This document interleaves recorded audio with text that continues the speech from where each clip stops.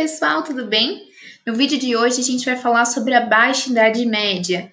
Na realidade, a gente já tinha começado a falar sobre esse período, né? Quando a gente fala sobre a superpopulação, a superlotação da Europa.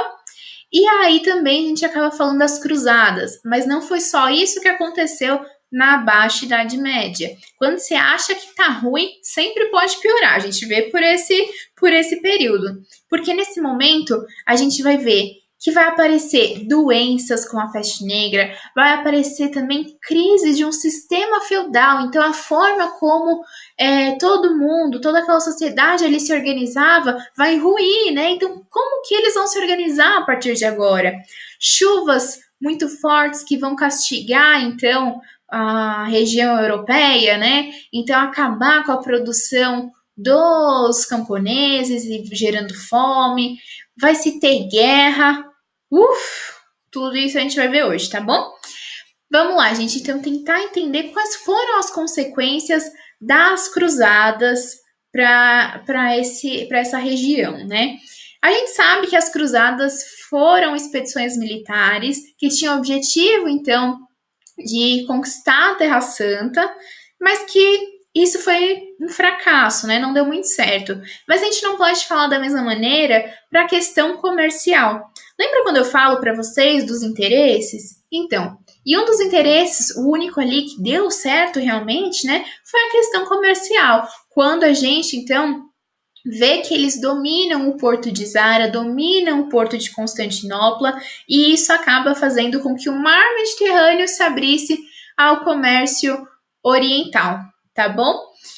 Então, também vamos ter ali a expansão territorial de algumas terras, as terras cristãs. Então, quando a gente fala ali da região ibérica, Portugal, Espanha, a gente vai ver que eles conseguem expulsar alguns árabes ali e expandir o seu território, tá bom? Vai ter esse renascimento comercial graças a essa abertura do mar, né? Vai provocar também, vai auxiliar bastante, né, com novos produtos, os comerciantes vindo ali de barco e tudo mais, mas vão ter outros motivos também que a gente vai entender como se deu esse renascimento urbano, esse renascimento cultural e, portanto, como vai ruir, então, esse sistema feudal, tá bom?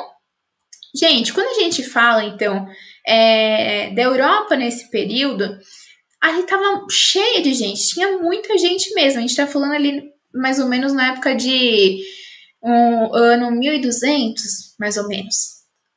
Não tinha mais lugar para se plantar, não se tinha mais terras. Então, até eles tentam drenar pântanos, né, para conseguir mais regiões para plantar. Então, vamos pensar na família de um nobre. Ali, o dono daquelas terras acaba tendo 3 filhos e depois ele vem ali a falecer, né? Acaba morrendo. Então, como que vai ficar com quem vai ficar essas terras, né? Como que vai se dar? Se já não tem muito espaço ali na Europa, já está super lotado, porque pensa, não vamos ter mais invasões. Se não vamos ter invasões, não vamos ter conflitos. Então as pessoas não vão lutar. Acaba também não morrendo, né?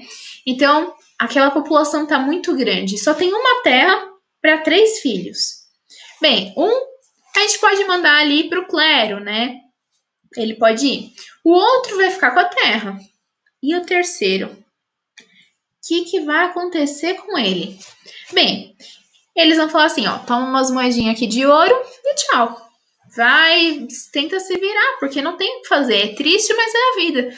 Não tem mais o que eu fazer por você. E tanto que nesse momento, nesse período, acabam tendo alguns conflitos entre irmãos, exatamente por causa dessa divisão aí.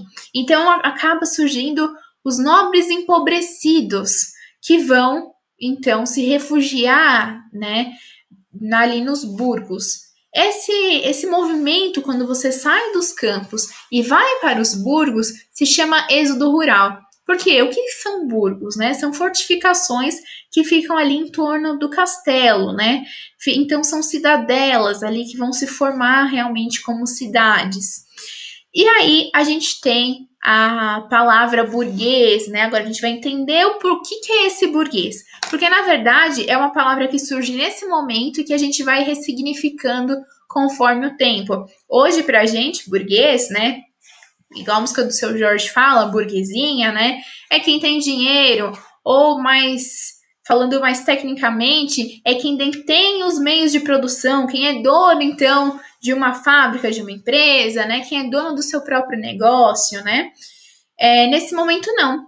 Os burgueses simplesmente vão ser aqueles que moram em burgos, tá? Não necessariamente ele tem dinheiro. E na realidade, mesmo se ele tiver muito dinheiro, ele não vai ter prestígio social nenhum. Nesse momento, o prestígio social está completamente atrelado à posse de terras. E isso eles não têm, tá bom? Então, esses burgueses, né, que receberam ali umas moedinhas para tentar se virar, vão tentar comprar algum produto para tentar vender. Ou tentar, então, produzir. E aí a gente fala então, da questão de algumas profissões que vai surgir, tá? Esse vai ser o renascimento urbano. Esse renascimento urbano é um tema um pouco problemático, porque na realidade sempre existiu cidades, comércio, só que não nessa proporção que vai se dar agora, tá? Nesse momento. Existia bem pequenos e agora vai se ter uma intensificação muito grande, tá? E também, quando a gente estava ali olhando para os feudos, por exemplo, se você era um camponês ali, um simples camponês, e vivia ali, né, nas terras do Senhor, você tinha como usufruir das coisas ali das terras do Senhor. Então, por exemplo, um poço, um forno, né? Você tinha esse aparato. Nesse momento, você não tem essa infraestrutura. Então, você vai ter algumas necessidades. E graças a essas necessidades vão surgir novas profissões. Mudei aqui de lado porque eu vi que no slide anterior eu estava um pouco em cima das palavras, né? Então, continuando aqui, gente. Quando, então, tem esse êxodo rural, né? As pessoas vão sair dos campos e ir para as cidades, acontece que essas cidades, eles vão se organizando ali sem realmente uma estrutura, sem uma organização. Eles simplesmente vão chegando, né? E aí a gente não vai ter, então, nada, uma questão de saneamento, vai ser condições completamente sem higiene, tá? Então, o que acontece? Essas novas profissões que vão surgir vão ser, por exemplo, artesãos, comerciantes, banqueiros. Na verdade, comerciantes e artesãos sempre existiram, tá? Só que também, repito, não nessa proporção, não nessa escala.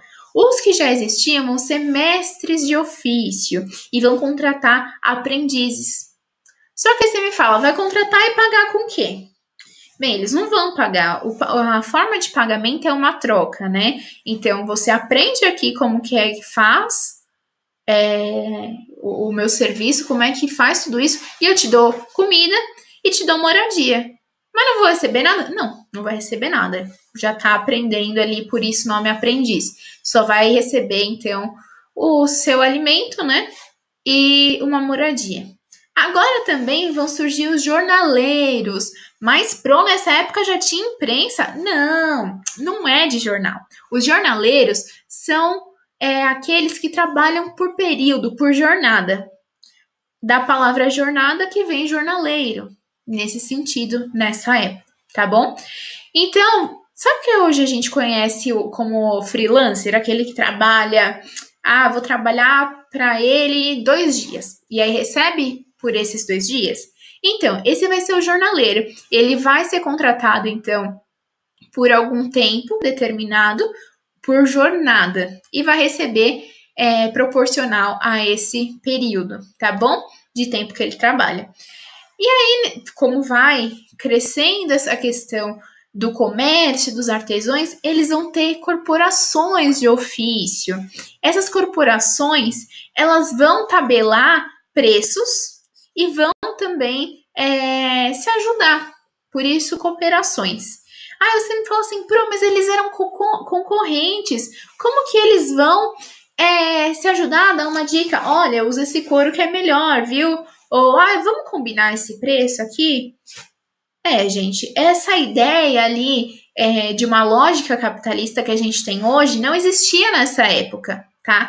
Eles tabelavam preço sim, tá? Então, eles falavam que um concorrente ia vender pelo mesmo preço que o outro, certo?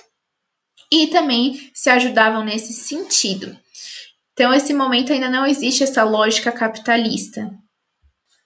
Por exemplo, essas guildas, né, que eram exatamente a cooperação de ofício dos comerciantes, tá bom?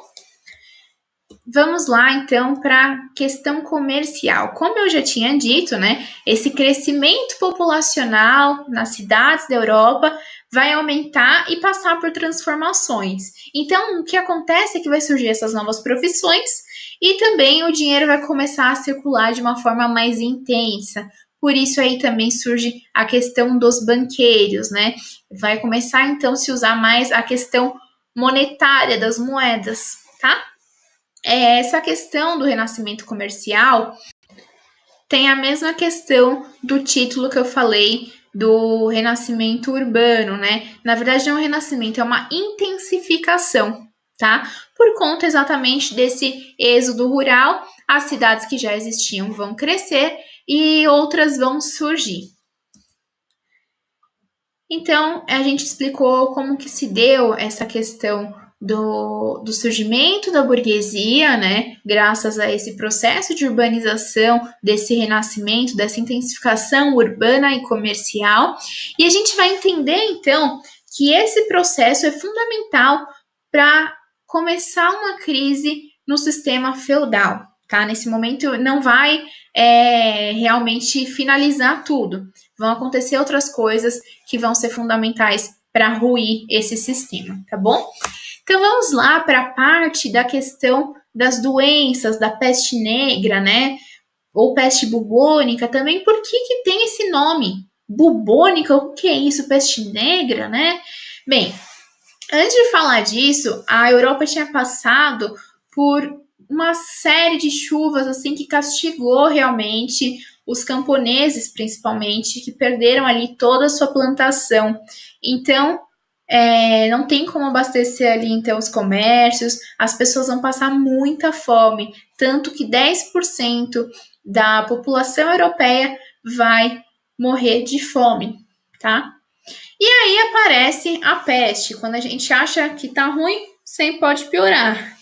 Gente, a peste negra tem esse nome porque como que surgiu, né? O que é?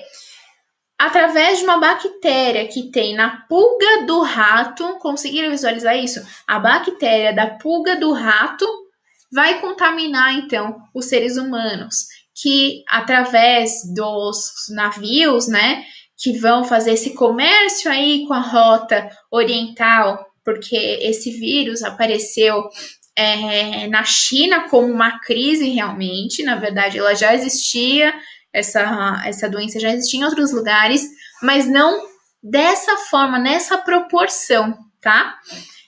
Nesse momento, é como se tivessem descoberto essa doença realmente. Em 1330, a gente teve ali a China com uma crise bem grande por conta dessa doença, e através dos navios que iam lá buscar os produtos e vender aqui na Europa, os ratos vinham nesses navios e muitas vezes contaminados com essa bactéria, né? Que rato, Pro? O rato negro, tá? É por isso o nome? Pode ser também, mas o que acontece é que as pessoas, quando acabavam tendo essa doença, elas ficavam igual as pessoas aí dessa foto, aí dessa segunda foto. Mas eu não tô vendo nada de negro, Pro. O que acontece? Tá vendo que, não sei se vocês conseguem enxergar, que elas têm umas bolinhas na pele? Então, essas bolinhas, por isso, são bulbos, né? Por isso o nome bubônica. Quando ela estourava, ficava preto. Se você procurar no Google, você vai ver como ficar mais ou menos. É que eu achei a imagem um pouco pesada, mas se você tem a curiosidade, olha lá. Então, por isso esses bulbos pretos gerou o nome de peste negra ou peste bubônica, tá? Foi tão forte essa contaminação, e aí também auxiliada, né, pela forma com que a sociedade começa a viver nos burgos, que eram cidades que não eram planejadas, né? Então eles simplesmente iam se ali acomodando, não tinha questão higiênica. Então isso também acontece que ajuda a propagar essa doença, né? E tão grande que matou esse 1/3 da população que não tinha mais lugar para colocar, eles acabavam enterrando em valas comuns. Só que nesse período, assim, o pessoal já tá com muito medo, né? Porque a peste negra foi uma pandemia. Imagina naquela época viver uma pandemia. Se hoje que a gente tem, né, álcool em gel, máscara, tem todo esse aparato de proteção, e a gente já tem medo, mesmo assim, de sair em mercados, não sei vocês, mas quando eu tenho que ir em algum lugar comprar, né, remédio ou alimento, eu vou com medo, né? Então eu vou rapidinho, volto rapidinho para não me contaminar. Isso porque eu tô protegida de máscara, de luva. Realmente eu só não vou igual essa primeira imagem aí, porque não tem também esse aparato com esse bico assim, né? Essa primeira imagem, então, já comentando dela, ela é muito relacionada com essa peste negra. Só que ela foi inventada, essa proteção, né, essa máscara aí que tá parecendo um pássaro, né? Era uma forma de proteção. E ela não foi inventada nessa época, foi inventada posteriormente, tá? Mas as pessoas costumam atrelar demais essa veste de proteção com a peste negra. Enfim, continuando aqui. Gente, então eles estavam aterrorizados, falando assim, meu Deus do céu, o que acontece agora? O que a gente vai fazer? O que está acontecendo? Alguém me socorre. E eles vão pedir auxílio para quem? Vão questionar quem? A igreja, né? Porque a igreja não se dizia representante de Deus na Terra? Então, e agora? O que eles têm a nos dizer? Bem, a igreja vai falar assim, isso daí é porque vocês pecaram muito. Essa é a resposta, é o castigo de Deus. E aí eles falam, acho que é mesmo, hein? E aí eles fazem tudo que a igreja fala, né? Então não faça isso, não faça aquilo, pare de pecar. Eles vão seguir todas as regras por um ano e não dá em nada. A peste continua atacando demais. Essa peste vai durar, então, 5 anos. Como eu falei ali, ela apareceu, né? Teve uma crise dessa doença na China em 1330, e a pandemia na Europa vai se dar ali no ano de 1347 a 1352. Então, são 5 anos desse caos, né? Acaba matando muita gente. E, como eu disse, a maneira como as pessoas viviam nos burgos acabavam ajudando ali com que se proliferasse essa peste.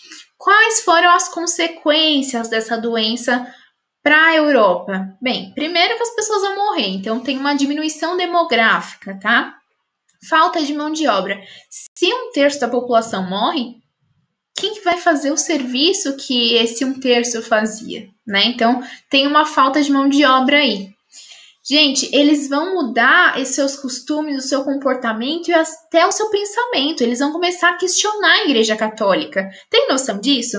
Porque antes a Igreja Católica falava A, eles falavam amém. Eles acreditavam cegamente. E a partir de agora eles falam assim, não, a gente tem que realmente ver o que eles estão falando, se é verdade, se não é, porque você viu da última vez, né? Falaram que se a gente fizesse tudo isso ia dar certo e não deu. Então vai ter um questionamento da Igreja Católica, vai ter um enfraquecimento dessa organização, tá bom? A burguesia que sobreviveu vai ascender. Por quê? Porque eu não falei que teve uma chuva que castigou demais a Europa, principalmente os camponeses, né? Ficaram, então, sem a produção ali, a plantação, então gerou muita fome. Então, nos campos não era a solução. Eles viram que ali não tinha mais, porque qualquer chuvinha, né, que na verdade foram chuvonas, que desse, eles ficavam sem alimentos, eles acabam então também fazendo revoltas contra os senhores feudais após essa pandemia aí da peste negra. Então, vai se ter uma ascensão da burguesia. Aquela burguesia que não era valorizada, agora vai começar a ser valorizada, tá bom? Só que vai diminuir também o consumo, então vai diminuir a produção. Se não tem demanda, então a gente não produz tanto, tá bom? Outra coisa, a Guerra dos 100 Anos. Meu Deus, Pro, ainda tem guerra nisso? Tem. O pior é que tem. A Guerra dos 100 Anos, apesar de ter esse nome, ela não durou 100 anos. Ela durou 116 anos, tá? Frisa isso na sua cabeça porque tem muita pegadinha de vestibular, de testes nesse sentido, tá bom? Gente, foi uma guerra entre França e Inglaterra, mas o que aconteceu para ter essa guerra, né? Bem, existiam revoltas camponesas ali na França que estavam incomodando os nobres. Por quê? Porque esses camponeses estavam revoltosos, protestando ali e estava gerando conflitos com eles. E aí os nobres apelidam esses camponeses de jaquerris. O que é esses jaquerris? São, traduzindo ali, um João Ninguém, né? Esse João Ninguém aqui, protestando aqui, pelo amor de Deus, a gente precisa acabar com o camponês, entendeu? Não dá para ficar com esse protesto, com toda essa revolta. Vamos reprimir eles, mesmo que seja necessário dar total poder absoluto para o rei. Qualquer coisa para tirar eles daqui. E é isso que acontece, acaba centralizando o poder na mão do rei, né? Essa Guerra dos 100 Anos é importante por isso. E aí, futuramente, a gente vai entender ali essa centralização do poder quando a gente falar de absolutismo. Mas, enfim, fica aí só um adendo à importância da Guerra dos 100 Anos. Então, o que acontece na França é que o rei acaba morrendo. Ah, mas aí se o rei morre, o filho assume. Mas os 3 filhos do rei morreu. Tô falando que quando você acha que tá ruim, sempre pode piorar. Mas quem tava ali de olho era o rei Eduardo III da Inglaterra. Por quê? Porque a França tinha uma terra ali que o comércio era excelente, era ali super dinâmico. E ele estava interessado nisso. E também tinha a questão política, né, de virar rei. E o Eduardo III tinha sua linhagem francesa também, né? A família da mãe dele tinha origens francesas. E aí ele fala o quê? O trono é meu, vou ir aí assumir. E aí esse francês faz, aqui não, meu filho, aqui não. Sabe por quê? Porque existe uma lei que vai ser chamada de lei sálica. O que é isso, Pro? Lei sálica é quando só quem pode assumir é da linhagem masculina, ou seja, que tem a origem francesa por via do pai, do vô, né? Mas que não seja de parte de mãe. Então, aí isso vai gerar um problema. Olha só como o machismo já se apresentava, né? De outras maneiras também, mas não é o assunto de hoje. Então, a gente pode dividir em 3 partes essa Guerra dos 100 Anos. É porque ela durou 116 anos, então é muito grande. A primeira parte vai ser esse interesse econômico do Eduardo III ali nas regiões de Flandres, por exemplo, ali na França. E aí vai conseguir conquistar vários territórios. Tantos territórios que era quase a metade da França que ele consegue conquistar. E esse período mais ou menos vai de 1337 a 1360, né? E aí foi quando consegue conquistar esse território. A segunda parte é quando a França tenta responder alguma coisa, mas não estava tão preparada ali quanto a Inglaterra, mas ela assim consegue retomar o poder de alguns territórios que eram franceses. E aí eles falam assim, olha, vamos dar uma trégua por 20 anos, a gente faz uma pausa aqui, e aí a gente faz uma trégua, tá? Depois a gente volta. E aí, quando eles voltam, é a terceira parte que a gente pode falar que a França deu uma reviravolta por cima e conseguiu dominar todas as suas terras, né? E aí, quem aparece nesse momento é a Joana d'Arc, né? A gente pesquisou, fez uma lição sobre ela, a importância, né? Quando a gente estava discutindo a importância da mulher ali na Idade Média, né? Qual que era o imaginário, né? Da mulher naquele momento. A Joana d'Arc, ela vai fazer parte, então, de um batalhão ali para tentar conquistar os territórios de volta. Ela vai ser muito importante nesse momento, tá bom?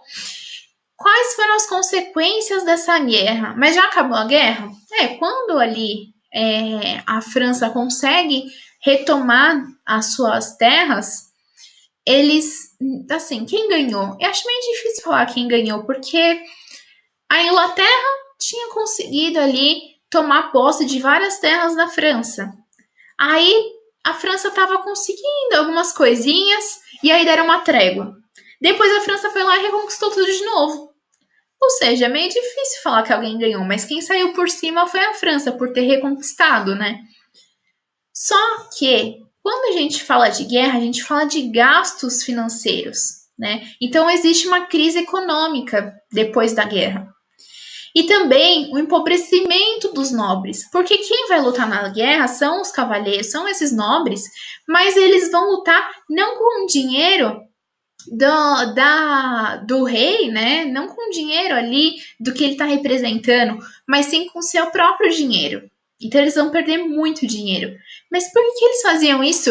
Ia lá e com seu próprio dinheiro, né? Financiava a guerra? Porque se eles conquistavam alguma coisa também, aí eles ficavam para eles. Era mais ou menos assim que funcionava na época. E também, quando estava acontecendo essa guerra dos 100 anos entre França e Inglaterra, Portugal e Espanha vai sair na frente e se lançar ao mar. Como assim se lançar ao mar, professora? Se mataram? Não. Eles vão se lançar ao mar porque eles vão conseguir, então, tecnologias marítimas para conseguir navegar ali de forma mais técnica realmente, né? Então, continuando, França e Inglaterra ali saíram bem atrasados para essas expedições marítimas, que Portugal foi o pioneiro nisso, foi o primeiro, e Espanha logo depois, tá bom?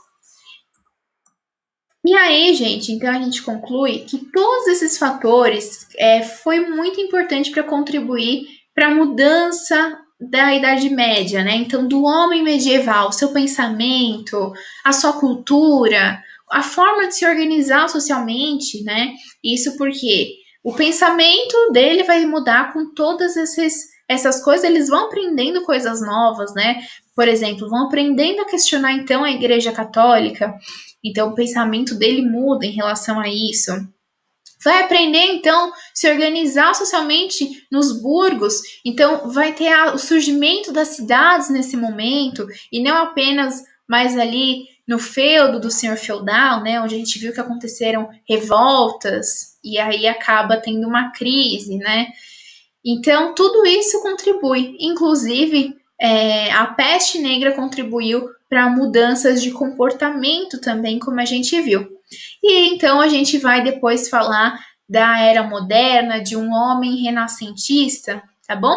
Mas é importante saber que todos esses fatores que a gente acabou citando contribuiu para o fim da Idade Média. Espero que vocês tenham entendido, que vocês tenham gostado. Qualquer dúvida, é só me chamar através da Agenda Edu e aí a gente faz alguns exercícios, tá bom? Muito obrigada, gente. Tchau, tchau.